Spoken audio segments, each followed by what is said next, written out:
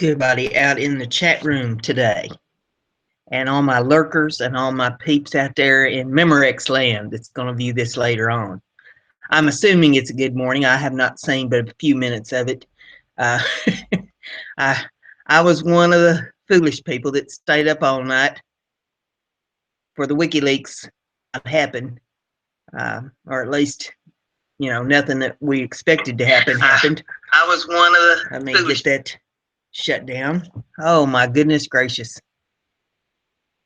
Well, it looks pretty outside, even though I have not been out yet. Sun's shining. Poked my nose out long enough to let the dogs out a little bit ago, and it appears to be in the 60s this morning, and there is a breeze blowing. I see the leaves twitching on the trees today. Idea what the weather's going to be like here for the rest of the day. I am so totally unprepared that it ain't even funny. Old ladies should not stay up all night. I'll tell you what. it's just not a being able to do the news. But I do have some news lined up for you here, so we'll try to get through it here without me dozing off. The first one that we have, leak story. And I tell you what, I really dislike Julian Assange this morning. WikiLeaks live stream anniversary event trolls internet. Trump brought his press pool to his new DC hotel. This morning's WikiLeaks live stream was exactly like that. A massive trolling. Angry Twitter users are already trending hashtag WikiRolled to underscore their disappointment. Trump trolling a discredited media junket with an axe to grind. Julian Assange trolled thousands of truth seekers hoping to hear detailed U.S. corruption.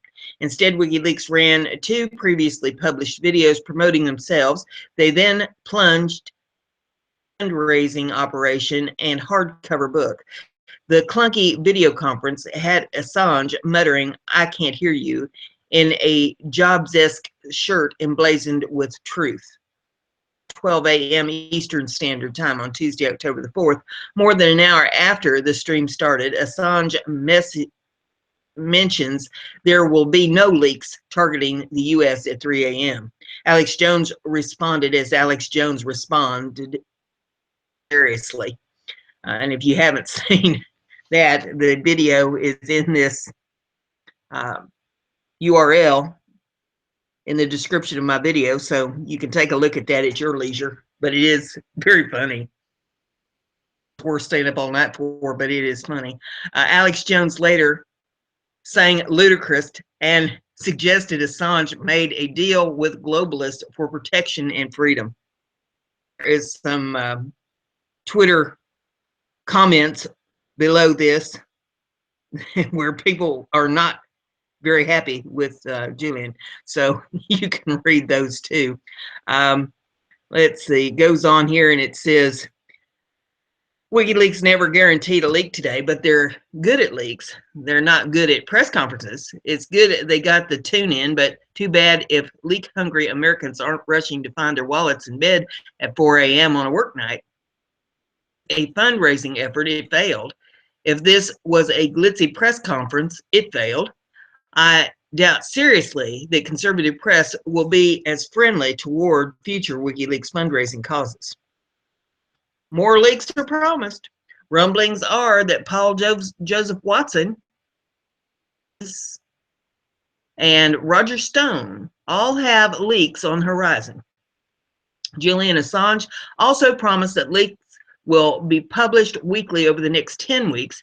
He suggests that all U.S. election-related material should come prior to November the 8th. He also promised we'd have a good reason to be awake right now. At one point, Alex Jones says, "Is it true?" "Yes, it's true. This man has no dick."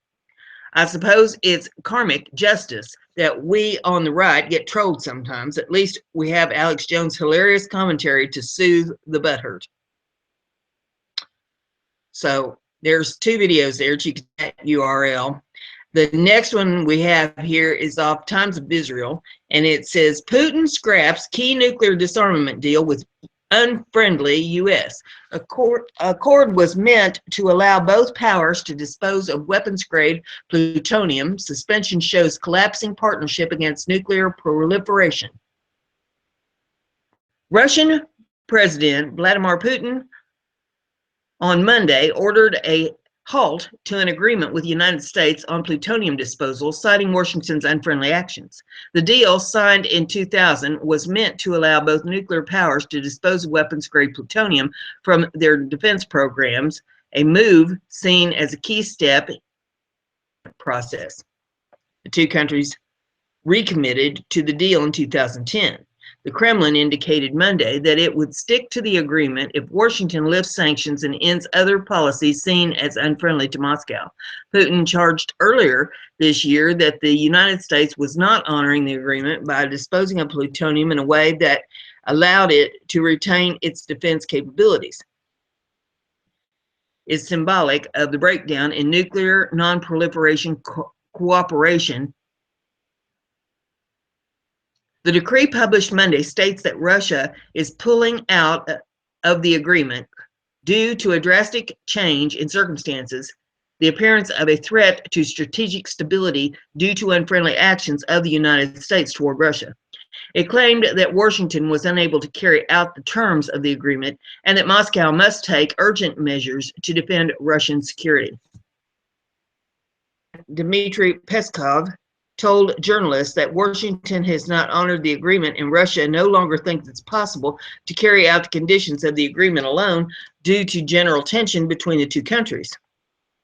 A gesture that demonstrates that the sides no longer cooperate in this sphere, said independent military expert Alexander Goltz, adding that it was not the first agreement to be suspended in the non-proliferation sphere. A bill submitted by Putin to Parliament, which asked lawmakers to support the agreement's suspension, indicated that some quid pro quo could still keep the deal alive.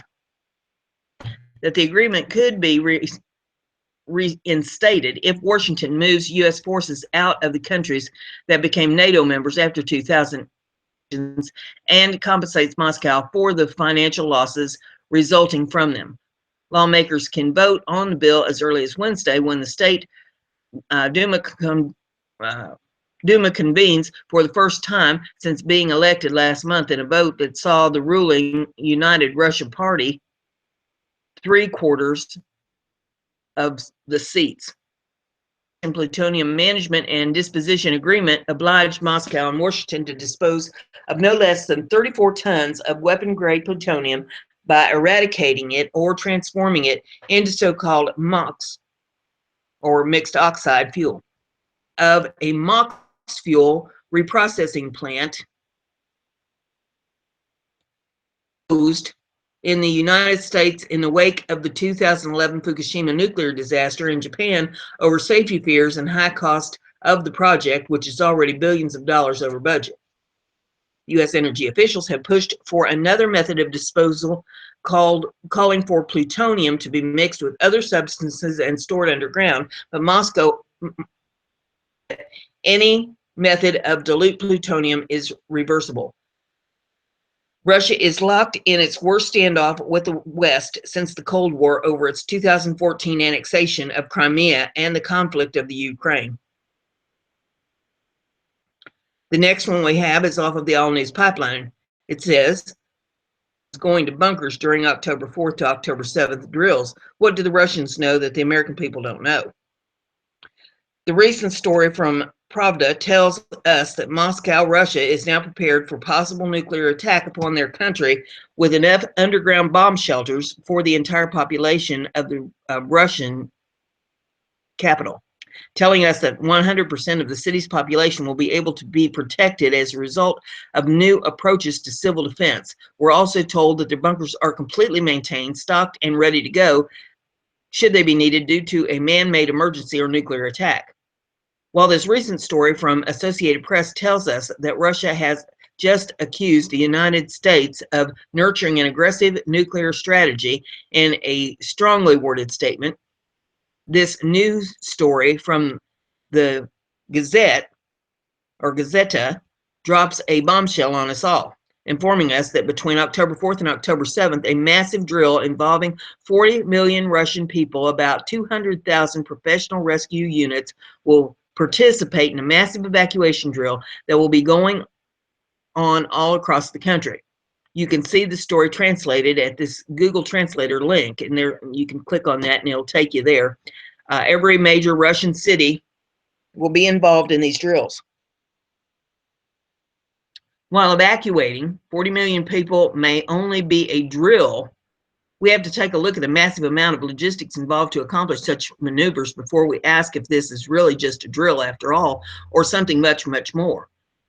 While Russia builds enough underground nuclear bunkers to accommodate the entire 11+ million people now living in Moscow, underground shelters in America are generally reserved for the politically well-connected, think Clintons, Obamas, and Bushes, and the elite who have enough money to build such bunkers themselves, as detailed in the recent A&P story. While this recent story over at SHTFP plan tells us about the best 3 zombie apocalypse shelters for those not able to afford underground shelters in the hundreds of thousands to $1 million range, like the super rich are buying up. The fact that 40 million Russians will be taking part in a massive drill, unlike any drill seen before, should send up a very loud and clear alarm to anybody in America still paying attention. It may soon be on. The recent story by Kurt Nimno over at Activist Post tells us that the U.S. State Department spokesman John Kirby recently threatened to send Islamic terrorists into Russia to attack Russian cities, a warning that was not lost on Russian Foreign Ministry spokesman Maria Zakharova added that the statement by Kirby amounted to the most frank confession by the U.S. side so far that the whole opposition ostensibly fight a civil war in Syria is a U.S.-controlled international terrorist alliance. What makes Kirby's statement particularly shocking is that the scale of direct U.S. influence on terrorist activity is global and reaches as far as Russia. Why would the U.S. government under Barack Obama be providing support to the same terrorists that have declared war upon the United States, the West, and have vowed to kill as many Americans as they possibly can? As Major General Konaskikova stated, this admission by the United States Department should prove to millions of Americans that our government is sponsoring terrorism and the entire fight against ISIS is nothing but a charade to fool the American people. We have reported time and time again on AMP that it's quite clear that the government of Barack Obama is providing a massive amount of support to the same terrorists and want to kill Americans. And as this recent story from Political Insider tells us, we now have 100% proof that Democratic candidate Clinton sold ISIS terrorist weapons as well. The story just days ago from Russian Insider tells us that everything else now going on in the world, the U.S. government is caught in a very tough decision. Should the U.S. government ramp up their support of terrorist child beheaders in Syria, or should they launch World War III? In the recent story by Greg Hunter over at USA Watchdog, featuring an interview with trends forecaster Gerald Celente, October surprise is likely still on the table, and it may very well involve a huge war, though the situation in Europe with the continuing collapse of Deutsche Bank weighs heavy on the minds, as do terror attacks here in America. As Celente has often warned us, when all else fails, they bring us to war. Government run a drill involving 40 million Russian people evacuating to underground bunkers unless they were aware of something imminent on the horizon. Has the U.S. government built massive underground shelters big enough to accommodate the entire population of our nation's capital, Washington, D.C.? Might all of this just be nothing at all? As we're told in this recent story from Global Research, another Clinton presidency guarantees that anything that the NWO wants done will get done. One of the things that guarantees is that there will be war with Russia, according to the story's author. It has been well documented that Clinton wants war with Russia for allegedly hacking the DNC and exposing the Clinton crime family's many myriad crimes. Should America go to war with Russia, virtually guaranteeing the deaths of tens to hundreds of millions of Americans so that Clinton can continue to get away with their massive war crimes, financial crimes, and crimes against humanity? As we've been told again and again by Russian insider living here in America, if the U.S. decides for some completely and totally insane reason to attack Russia, within the very short period of time the U.S. would be left without a banking system, transportation system, electrical grid, public utilities, an internet, communication system, and any form of operating government, quite literally sending us back to the Dark Ages. We're also warned the entire country would likely be covered in a coating of radioactive ash. While those same Russian insiders also tell us that the very last thing the Russians want is World War III with America, as they know what that would mean. It's clear that the mass majority of American people are totally clueless about possible war with Russia looming ahead of us that could lead to the extermination of upwards of 90% of us if we are attacked by Russian EMP and our electrical grid is taken down for any extended period of time. Would it be worth it to you personally for America to go to war with Russia in an effort to help cover up the murders and war crimes committed by the Clinton crime family, if it means that you no longer have nearly all the necessities to live in modern society today? Imagine living your life without electricity, banks, transportation systems, the internet, communications, and a functioning government. We'll close before videos with this warning to American people from Russia insider living here in the U.S. and Dmitry Orlov. And there is a video down here that you can look at. And actually, there's several. And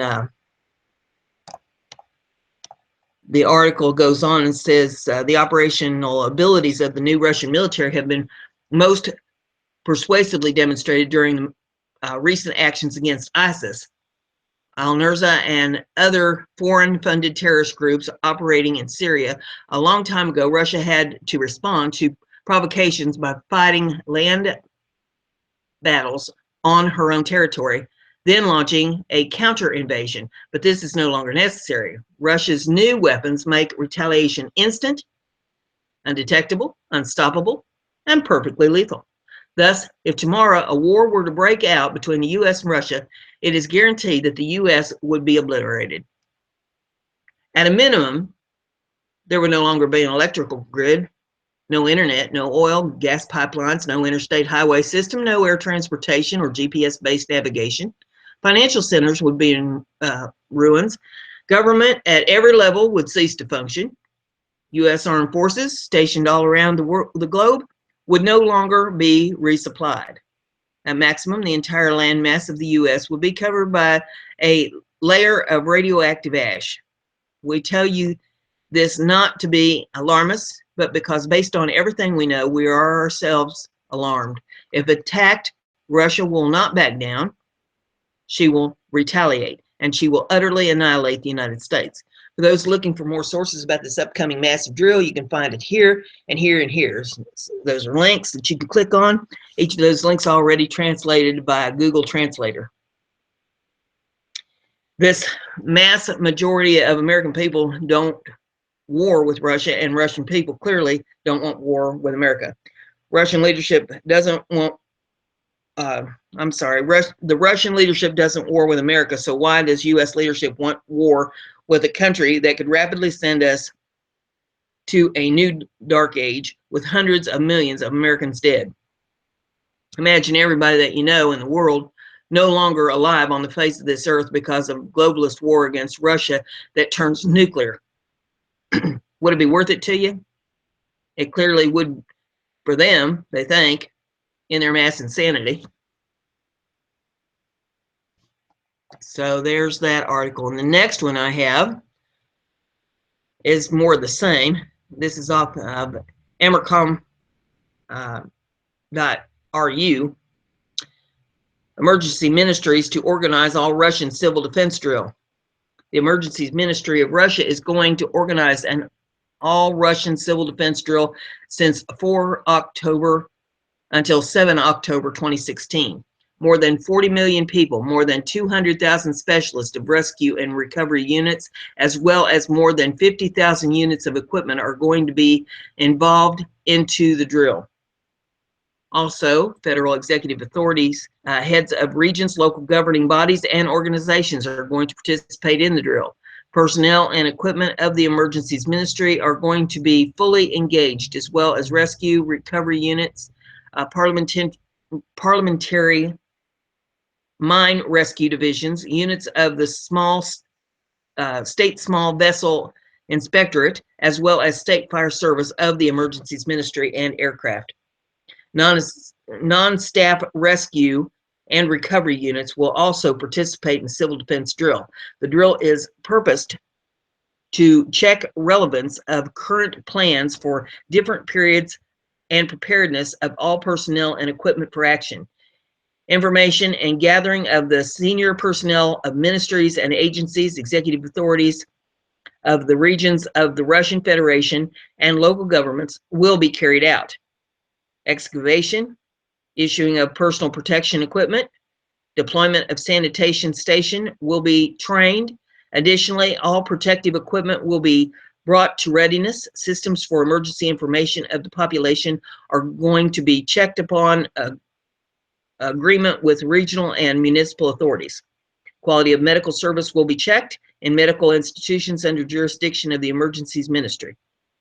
Rescuers in cooperation with other service will train action to mitigate different emergency situations as natural as man-caused in order to improve efficiency of approaches used to protect the population and territories. Fulfillment of these tasks allows increasing level of preparedness of the population, senior management, and civil defense forces for action during large-scale emergency situations occurring in peacetime.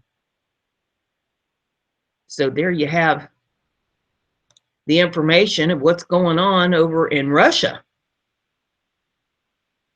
I don't know about you, but it makes me feel like the United States is not very prepared for nuclear war.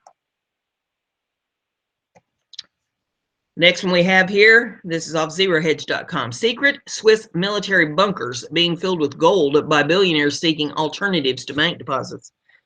For decades, Switzerland had a reputation for bank secrecy that made it the most sought-after tax haven for billionaires from around the globe.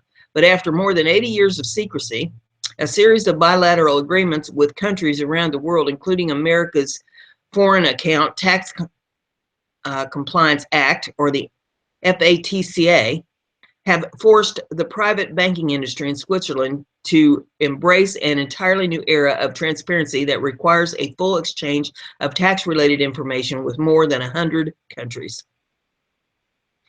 Which, as Bloomberg points out, has been a huge boon for Swiss operators of private vaults, which are not subject to the same transparency and reporting requirements as banks. In fact, these super secret privately operated storage facilities buried around Swiss Alps can basically store anything from anybody because they're not even required to report suspicious activities to Switzerland's money laundering reporting office. And there's an insert here. It says, there is growth in gold.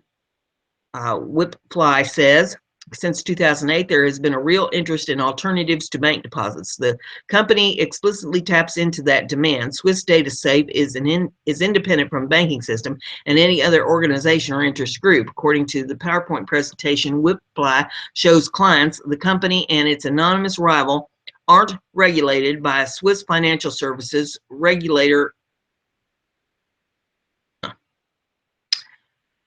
nor do such companies have to report suspicious activity to Switzerland's money laundering reporting office. In the past, submissions to the agency have led the Swiss Attorney General to open investigations into corruption at FIFA, the global soccer body, and banking ties to Brazil's Petrobras bribery scandal.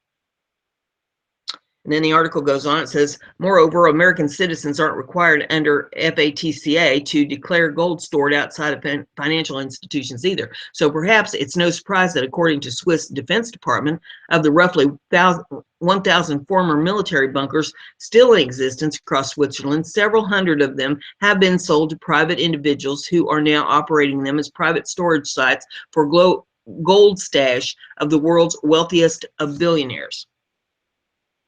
Is a huge part of the Swiss economy, says John Cassera, former U.S. Treasury special agent and the author of books on money laundering. I'm not surprised that there are more effective efforts in Switzerland to better monitor its misuse. The powers that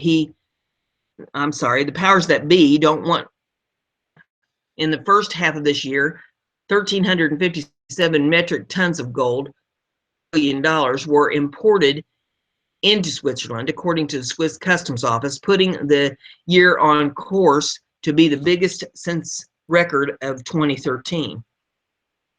And of course, I'll get it to stop jumping here. And of course, when you're storing billions of dollars worth of gold bars, secrecy is a must. As one unanimous vault operator told Bloomberg, his vault sits adjacent a private landing strip, which allows quick access to his former military bunker buried in the granite face of a mountain deep in the Swiss Alps. Deep in the Swiss Alps, next to an old airstrip suitable for landing Gulfstream and Falcon jets, is a vast bunker that holds what may be one of the world's largest stashes of gold. The entrance, protected by a guard and a bulletproof vest, is a small metal door set into a granite mountain face at the end of a narrow country lane. Behind two farther doors sits a 3.5-ton metal portal that opens only after a code is entered, and an iris scan and a facial recognition screen are performed. A maze of tunnels once used by Swiss armed forces lies within. The owner of this gold vault wants to remain anonymous for fear of compromising security, and he worries that even disclosing the name of his company might lead thieves his way. He's quick to dismiss questions about how carefully he vets clients, but says many who come to him looking for a safe haven for their assets don't pass his sniff test. For every client we take, we turn one or two away, he says. We don't want problems. So there's the information about the Swiss vaults. The next one that we have is off of LibertyWritersNews.com. It says, Hillary got news that will sink her campaign today, all thanks to Trump. Well, we've heard this before. This is almost like the little boy that cried wolf, isn't it? Something to sink her, and she just never sinks. Wow, Hillary Clinton is wow, Hillary Clinton is a giant hypocrite. She tried to take down Donald Trump, but just backfired against her today. Take a look at this. Here is Hillary Clinton attacking Trump for using a common legal technique to offset his tax code.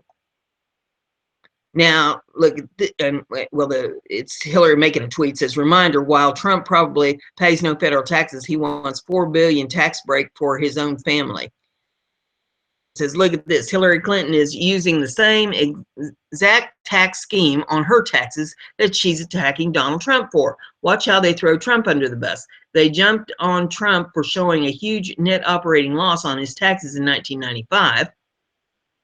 21 years ago, for crying out loud. Get this, Hillary Clinton used a $700,000 loss to avoid paying taxes in 2015. Checkmate.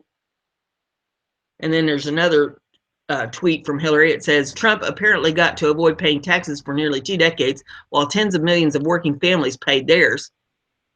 Well, she needs to look in a mirror, don't she? Trump has officially exposed herself by trying to expose. Yeah, I read that right. Trump has officially exposed herself by trying to expose Trump.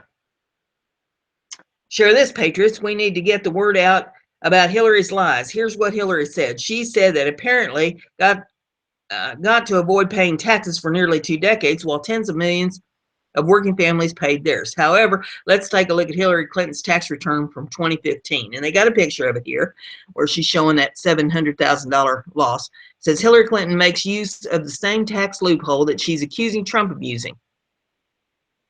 The Gateway pundit. Pot meets kettle.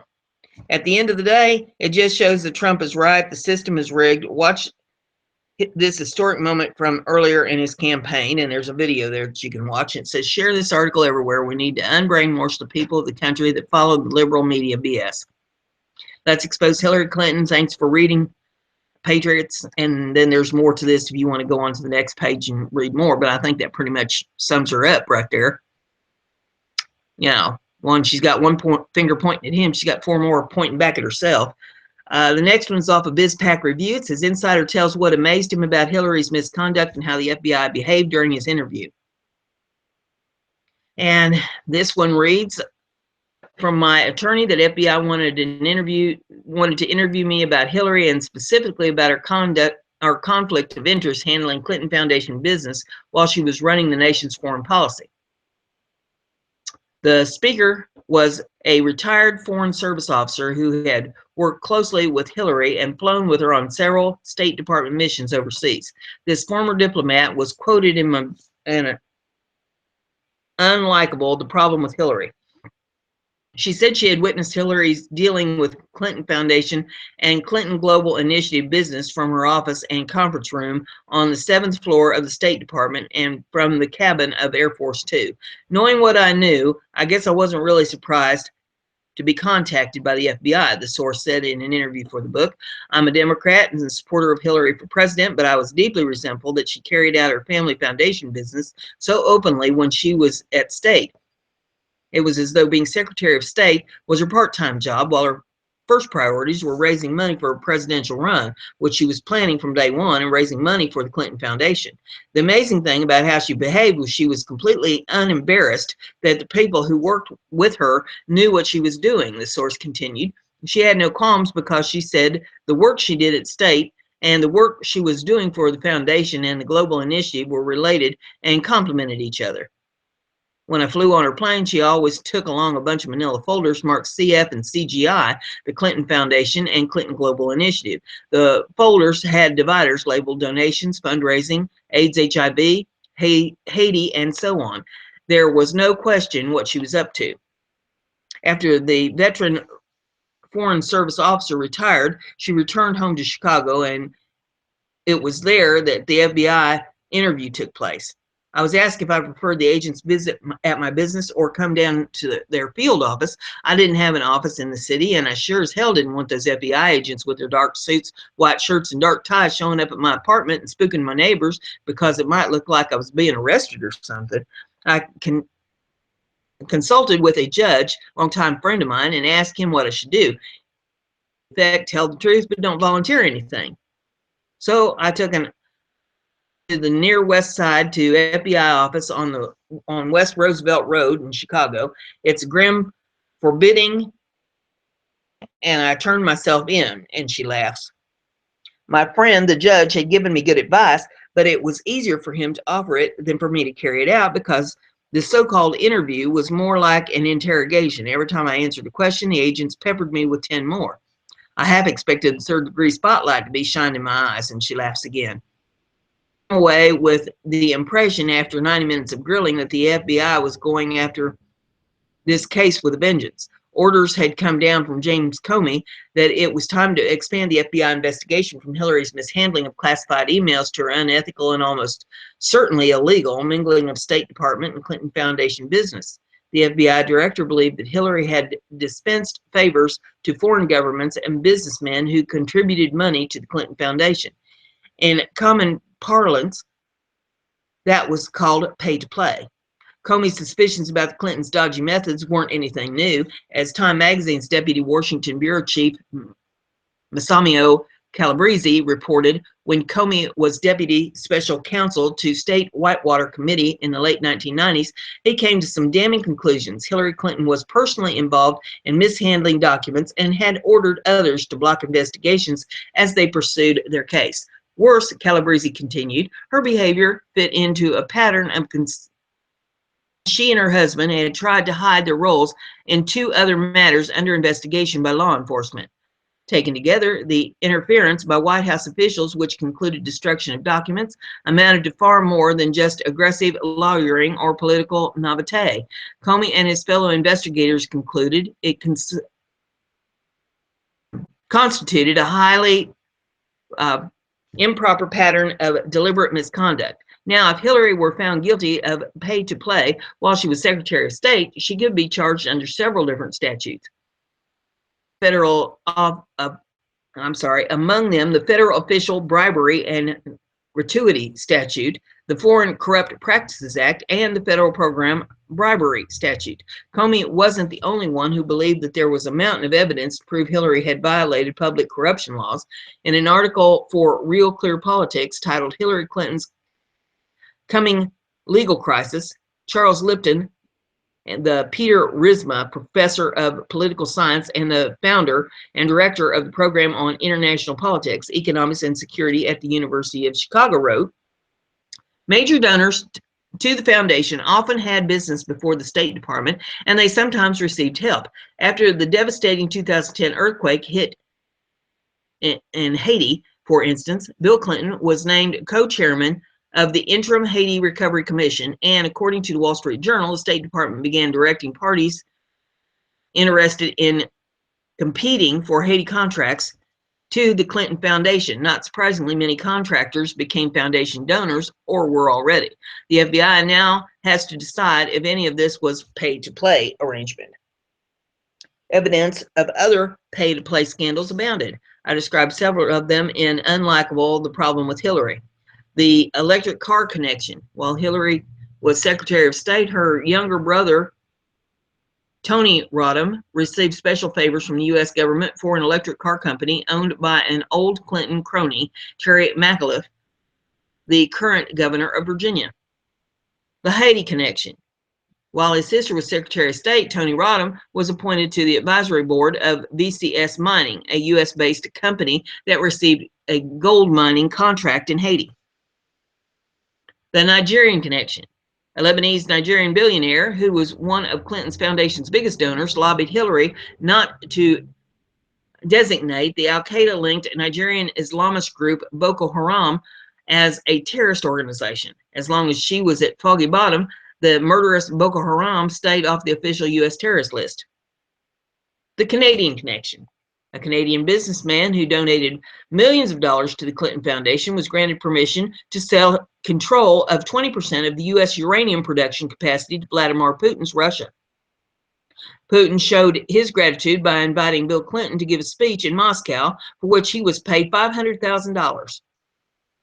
The UBS connection. While she was Secretary of State, Hillary intervened on behalf of UBS, a giant of the Swiss banking industry that had donated $600,000 to the Clinton Foundation and paid Bill Clinton $1.5 million for a series of speeches.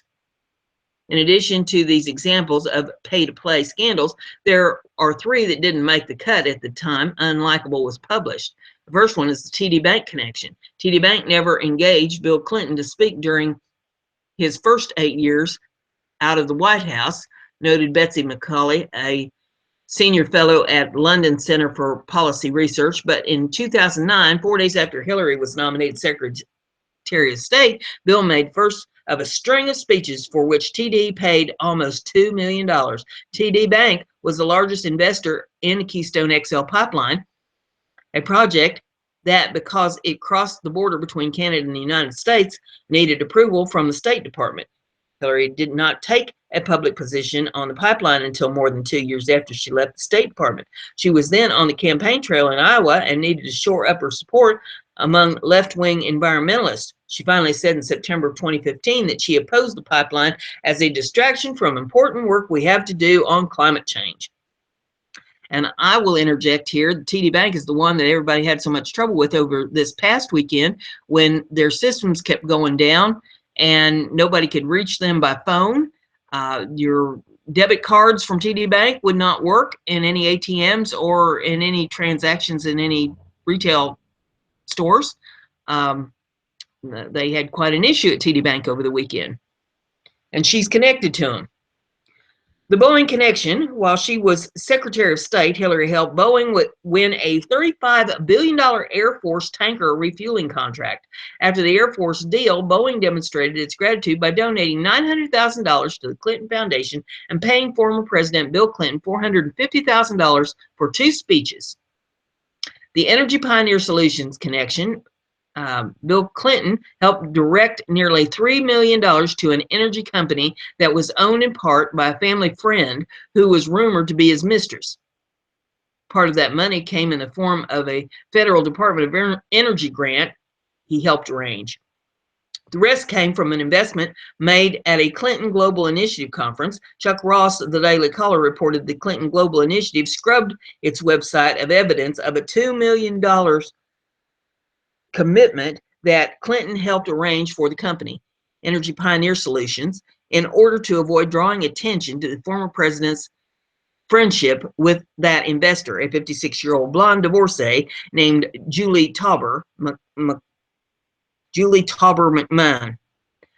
Some outlets have alleged that McMahon, who is a neighbor of the Clintons in Chappaqua, New York, is Bill Clinton's friend, nicknamed by the Secret Service Energizer, who reportedly visited the Clinton home frequently, but timed her stops when Hillary Clinton wasn't there.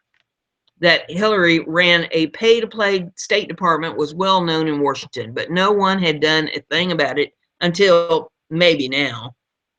The FBI agents asked me a few questions about the email situation, but they didn't linger on it. The former Foreign Service officer recalled about her interrogation. They wanted to know if I was aware Hillary used private server and for how long I knew. The answer was from day one when she became secretary. Aware of some documents sent or classified, the source continued.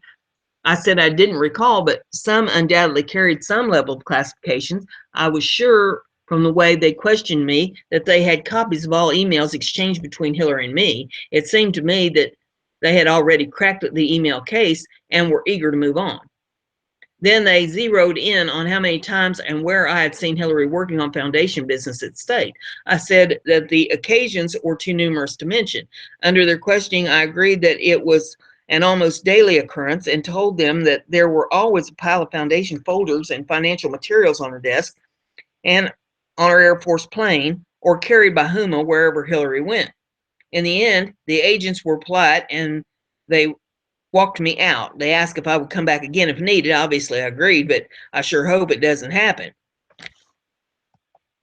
And that's how that article goes down. Gives you a little more insight on how crooked it is. The next one we have here is off of Brigaded.com. It says, Hillary Clinton killed off the Libyan peace deal due to a personal vendetta. In an official letter of peace dated August 2011 and signed by Libyan Prime Minister Baghdadi al-Mafmali, Muammar Gaddafi agreed to cease the Libyan conflict and announce a path to democratic elections. InfoWars exclusively broke the news that this peace deal was personally killed by Hillary Clinton, according to Dr. Kalari Anand Paul, a global peace ambassador who oversaw the negotiation of the deal between the Libyan Prime Minister Gaddafi and U.S. State Department. And there's a letter here to President Barack Obama, and I will attempt to read this. Let's see. It says, Dear Mr. President, I write you as President, or no, it is from President Barack Obama. I'm sorry. It says, Dear Mr. President, I write you as President of the United States and as an African American. We are proud that you are the President of the United States. Wait a minute. Let's see. No, this is from Baghdadi al-Mamadi, the Prime Minister, and it is to Barack Obama. Okay, now I got it figured out. It says, Dear Mr. President, I write you as President of the United States, as an African American. We are proud that you are President of the United States. What is happening in Libya, we wish not taking place. I write to you today with deep concern about terrible consequences of the current situation on all Libyan people. The Libyan authorities have repeatedly stated the hostilities in Libya are and Internal Affair and the U.S. Security Council Resolution number 1970 and 1973 are ultra vires acts of the United Nations because they sanction intervention by NATO in an internal domestic event. We are willing that this crisis be solved quickly. We are keen that the government of Libya and joint cooperation with the United States will work jointly in the new found spirit of cooperation between the two governments. To realize this, we should have, number one, ceasefire, two, give Libyans a chance to solve their problem and to choose their government and the way of governing based on freedom. Number three, the brother leader of revolution, Muammar Gaddafi, is considered a national symbol of Libya according to what is going on for each of the King of Spain, Emperor of Japan, and Queen of Great Britain, and it will be included in the constitutional terms of reference. And brother leader of the revolution encourages the national dialogue, which aims to formulate a political solution based on convenience that the Libyans to solve their problems amongst themselves without interference from him. Moreover, that we should take into consideration the composition of the Libyan people is a tribe composition since century. We are committed to announce national elections to have democratic elected leadership based on the new constitutional terms to reference which will be announced. Peace be upon you, with greatest respects and admirations. And then he signs it, Baghdadi El Mahami. And says, had Hillary Clinton's State Department fostered this deal through, Libya would not have fallen and become contested territory among jihadist militant groups like ISIS. Had this deal become reality, the international migrant crisis wouldn't be so bad today. Even Benghazi would not have happened had Libya not fallen to jihadist rebels linked with Al-Qaeda. According to Dr. Paul, the general leading negotiations was so happy with the outcome of the talk, he arranged a call with Clinton. Paul posts that Clinton was not pleased and did not want peace, saying that Clinton instead held a vendetta against Gaddafi for his support of Barack Obama over her campaign during 2008 presidential election cycle. The peace deal was axed and the war continued. Libya fell in the hands of ISIS and migrants fled the war-torn country, a large number of them drowning in their attempts to flee. And there is a video here, Hillary Clinton gleefully celebrating the public execution of Gaddafi, and it makes so much more sense now. It says, due to a personal vendetta, Hillary Clinton destabilized an entire region with regime change and caused disastrous after effects that resulted in tremendous loss of human life. The argument that Trump will lead us into foreign conflicts is no longer viable talking point of the left. Here we have undeniable proof of Clinton willingly turning down peace instead of choosing instead choosing war. The result of her actions are tantamount in their impact on us today. With ISIS a growing threat and allowed to strengthen as Libya collapsed, we see how Clinton helped the region. As refugees are killed in a war and drowned stream into Europe and other countries, we see the result of her experience. One thing is clear from all this, Hillary Clinton cannot be allowed in the White House. Her willingness to ignore peace and escalate war is unacceptable, even by the standards of all her previous scandals. The next one we have here is off the Bare Naked Islam. It says, leftist bleeding heart doctors are issuing medical certificates saying 70% of Muslims, illegal aliens scheduled for deportation, are not well enough to travel. I'll never understand why so many Germans are enabling their own demise by supporting the very people whose ultimate goal is to replace the German population and culture with an Islamic one. And there is a video that you can watch in this that may explain this more. But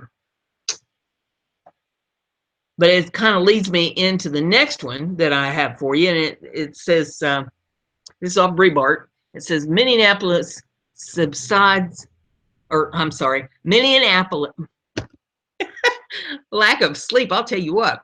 Minneapolis subsidizes Somalis vacations in Africa. Yeah, these people that are too sick to travel. Okay, it says public housing residents in Minneapolis will no longer need to pay their normal monthly rent when travel abroad erases their income, a change particularly sought by East African immigrants, the Star Tribune reports. And this is what it says. The board of the Minneapolis Public Housing Authority approved this week's reverting to its previous policy of collecting only minimal rent during extended absences. The change takes effect once approved by federal housing officials, which is expected by year's end. Abdi Wasami, a city council member, told the board that the policy in place for the past 5 years works a particular hardship on elder East Africans who must save for long periods if they want to visit their homelands. He said that many receive federal supplemental security income, which is halted when the recipient is outside the United States. Yet, the policy required people to keep paying rent, which is income-based. Travelers gone for 30 to 90 days could apply for a hardship, which meant that they paid the minimum of $75 monthly rent during their absence, but were required to make up the difference between that and their normal rent over the next year or two. The change will mean that residents will pay only the $75 minimum per month, assuming they apply for the hardship status. The number of Somali refugees living in Minneapolis Public Housing Authority apartments paid for by the taxpayers apparently take such extended overseas trips regularly. From 50 to 75 public, well, we got something trying to play here. Let's get that shut down. No, shut down. We don't want to hear nothing about that. Come on. There we go. It says from 50 to 75 public housing residents report such absentees annually. According to Mary Bowler, an agency manager, she said the cost of the change will be less than $50,000. The agency found that the paperwork burden of the tracking repayment was higher than anticipated, the Star Tribune notes. According to his website, City Council member Abdi Wasami is a Somali American and a practicing Muslim. Abdi Wasami was born in Somalia and grew up in the United Kingdom of Great Britain, where he studied and attained a BS in business and a master's degree in international business. He moved to Minneapolis in 2006, shortly landing a job in the financial sector. Mr. Wasami was the founder and spokesperson for the Citizens Committee for Fair Redistricting, which took part in a redistricting process that aimed to create more equitable and representative political map of Minneapolis with the intent to create better opportunities for all residents of the city. The Citizens Committee lobbying was a historic success, and today, current map of the city, including wards 6 and 9, are tenements to their hard work. After emerging as a strong voice in the community, Wasami was urged by friends and neighbors to run for public office. With their support, Wasami was elected to Minneapolis City Council in November of 2013. In winning the seat, Wasami became the first Somali American elected to the council and the first in the nation to win a municipal election. Wasami offered a justification for the change in policy.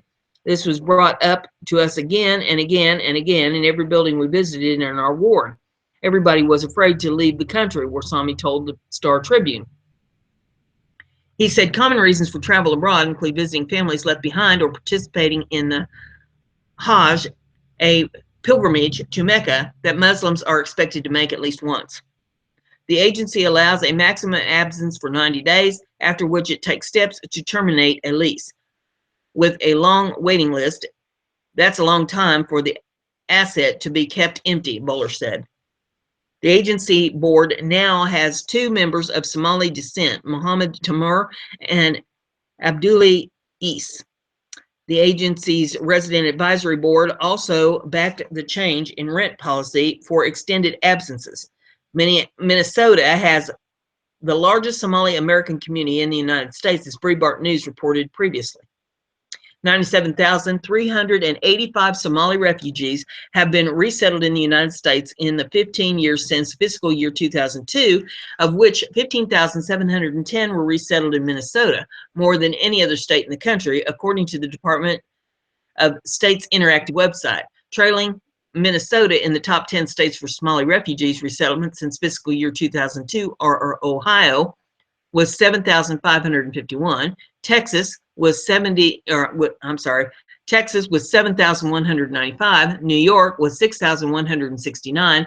Arizona, 5,682. Georgia, 4,113. California, 3,731. Missouri, 3,246. Massachusetts, 3,156. And Tennessee with 2,958. Minnesota also leads the country in number of Somali refugees resettled over these 15 years on a per capita basis, with 286.2 Somali refugees resettled per 100,000 residents of the state. The state's 2015 population was 5.5 million. Only 2 states come close to Minnesota's per capita Somali refugees resettlement number, North Dakota and Maine. North Dakota experienced 131.7 Somali refugees resettlement rate per 100,000 residents, 997 refugees over 15 years in a state with a 2015 population of 756,927. Maine experienced a 117.9 Somali refugee resettlement rate per 100,000 residents, 1,568 refugees over 15 years in a state with a 2015 population of 1.3 million. Minnesota has the nation's largest Somali community, with census numbers placing the population at about 57,000, the Associated Press reported.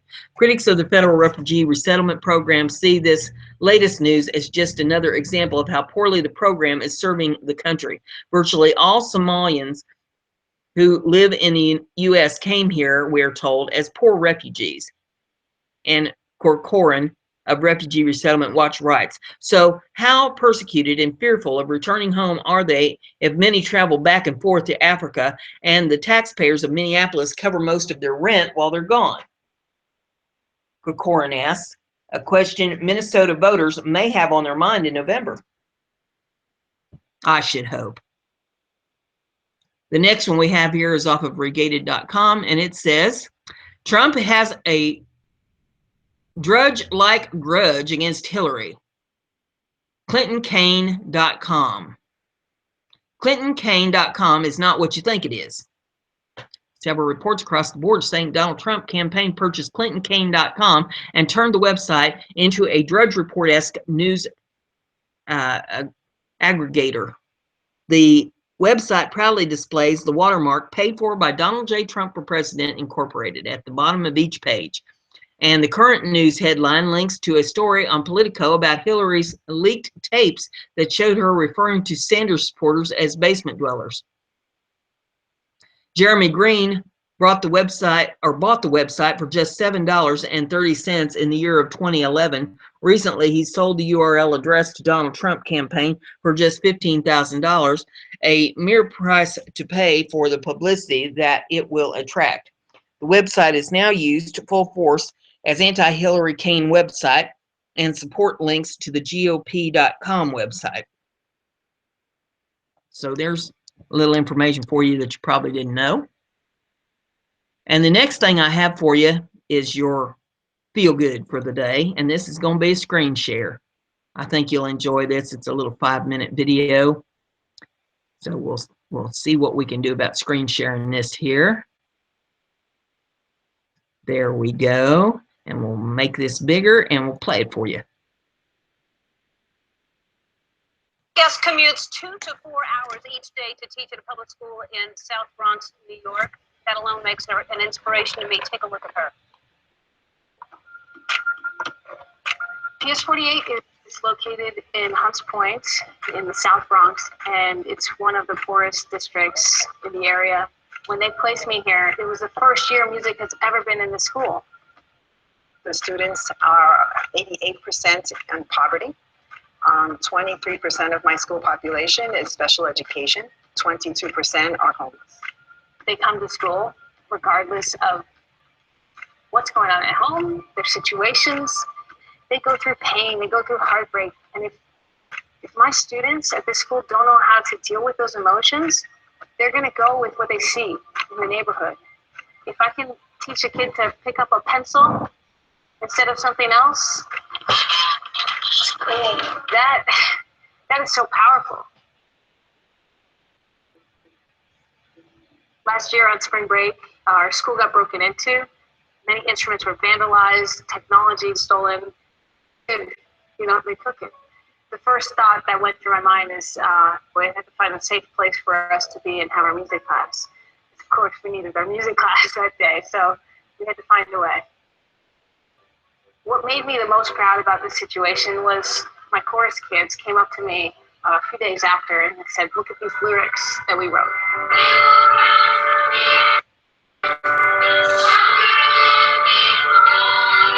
They created something beautiful out of the tragedy, and they learned how to express themselves. I've been trying to do it right. To school, there's something about it, really. It's so special to me. It's special to every teacher here. I feel like we're such a team, and we chug along and we take the punches that come with us, but we get up, and through that our students are learning, get up, keep going. She never lets me quit because she could be my second mom. I really love her a lot. One of my concerns is the instruments that were stolen from us. Already we had a pretty limited amount of instruments.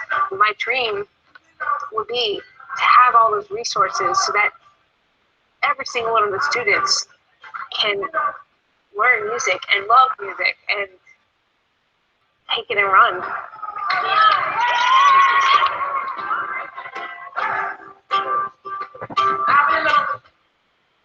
On down. The school was broken into, and it's in the neighborhood is scary, and you're traveling 2 to 4 hours to get there. Were you at all hesitant? Did you think this is a very scary place for me to travel into every day?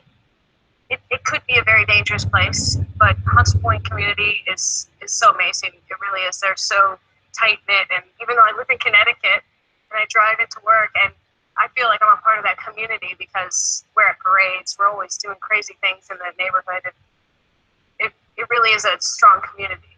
It's amazing. I mean, really, I can't tell you how inspirational you are, and how lucky those kids are to have someone like you.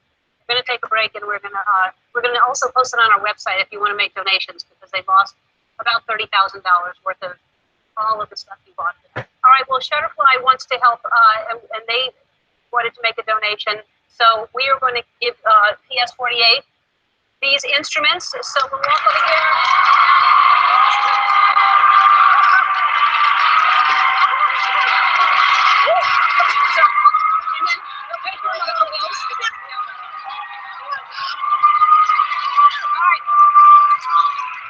Oh my gosh, it's a band. I know. So we're ready to go. And also, since you're still trying to raise money, and we are going to put it on our website, so if you care to donate and help the school out, which I urge you to do so, go to our website. And then, Andy, do you have my checkbook? I would like to.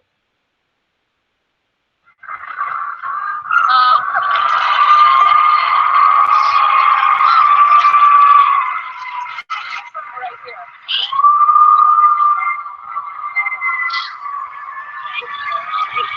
Thank you. You're welcome.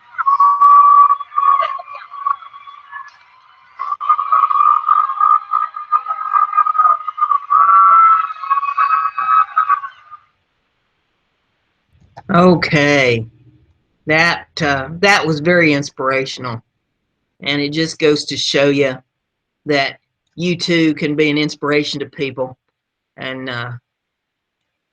it doesn't take all that much. I mean, Ellen was very generous with what she did there, but it doesn't take that kind of money to be an inspiration to somebody. You can be an inspiration just by paying attention to people and finding out what they're interested in. And I encourage you to do that.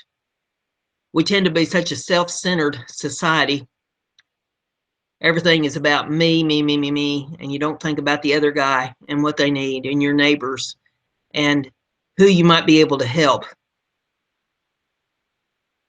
Pay attention to your local communities and your schools and your neighbors, and try to be an inspiration to somebody at least once a day. And with that, I'm going to shut her down for today. And I want everybody to go out, kick off your shoes, put your feet down in the grass, ground yourself, soak up some earth energy, take a nice breath of fresh air and balance yourself. And if you were up all night, go take a nap. We'll see you tomorrow. Bye.